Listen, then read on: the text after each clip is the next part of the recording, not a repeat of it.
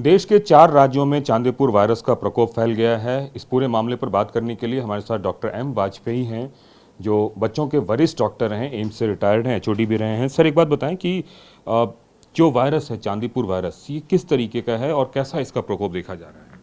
देखिए, अभी जो हाल में सूचना मिली है गुजरात के स्वास्थ्य मंत्री द्वारा, तो ये गांधीनगर के एरिया में और आसपास के कुछ एरिया में गुजरात में कुछ बच्चों को इफेक्ट हुआ है।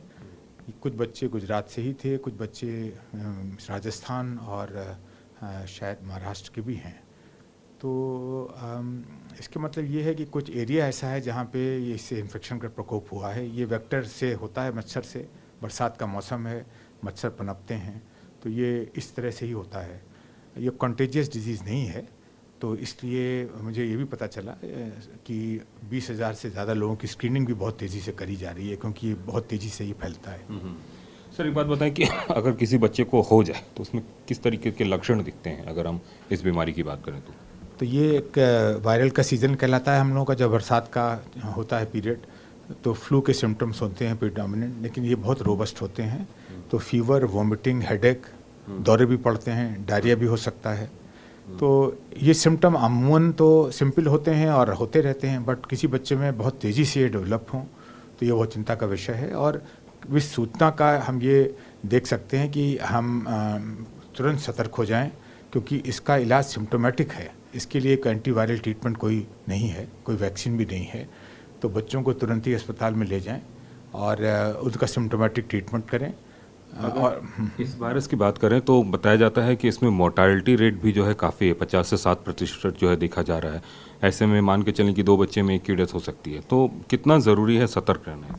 सतर्क रखना बहुत ज़रूरी है। देखिए, ये वैसे अमूमन मलेरिया का समय होता है जब बरसात होती है। सरकार प्रिकॉशन लेती ही है कि पानी कहीं इकट्ठा ना हो, कूलर्स में पानी फेंका जाए और रखा ना जाए, इस तरह की चीज़ें। तो वो तो अभी चली रही हैं, वही प्रिकॉशंस हैं। और जाएं तो अपने हाथ को, पैरों को ढक के जाएं, और एंटी रिपेलेंट मस्कीटो के लिए जो चीज़ें होती हैं वो स्प्रे करें। घर को सफाई रखें, मक्खियों को दूर रखें, खाने पीने की चीज़ें ऐसी इकट्ठा ना हो, क्योंकि ये सैंड फ्लाई भी इसको करती है एज ए वेक्टर। तो यही सफाई ही मेन है। इसमें ये भी कहा जाता है कि लंग्स के माध्यम से ये सीधा ब्रेन में चला जाता है और फिर दिमाग में सूजन पैदा कर देता है, जिसकी वजह से मोर्टालिटी होती है। ये ब्रेन को अफेक्ट करता है एन्केफेलाइटिस के रूप में। और जो सिम्टम्स हैं वो ख़ास तौर से ब्रेन के सूजन की वजह से ही होते हैं। उल्टी भी इसी वजह से कि रेज इंट्राक्रैनियल प्रेशर होता है। तो ये बेसिकली वही चीज़ आ गई कि हम प्रिवेंशन रखें, मच्छरों से दूर रहें, और सैंड फ्लाई, इस तरह की मक्खियाँ दूर रहें। सफाई से ही हो जाता है, वो बहुत से फ़ायदे हो जाते हैं सफाई से। और सिम्टम जैसे ही होते हैं, बताएं, स्क्रीनिंग का यही कारण है कि किसी को भी सिम्टम डेवलप कर रहे हो तुरंत अस्पताल आ जाए और उसके एक आखिरी सवाल कि 1966 में महाराष्ट्र के चांदीपुर में इसको पाया गया था, तो चांदीपुर वायरस बना। तो मैं ये जानना चाह रहा हूँ कि क्या इतने दिनों में इसका कोई काट नहीं निकल पाया है? क्योंकि मैं देख रहा था कि आंध्र प्रदेश में भी 2002-04 में काफ़ी ज़्यादा फैला था। तो क्या ये कोई पीरियोडिक फैलता है या फिर एक तरीके से कह सकते हैं कभी भी हो सकता है? ये सीधे सीधे इसका जो रिलेशनशिप है वो है सफाई से और पानी इकट्ठा ना होने से और मच्छरों से है।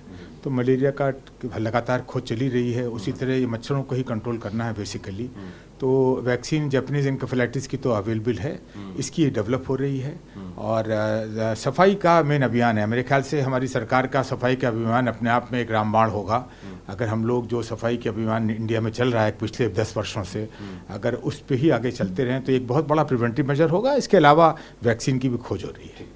कैमरामैन विपुल के साथ कुमार कुंदन, TV9 भारतवर्ष, दिल्ली।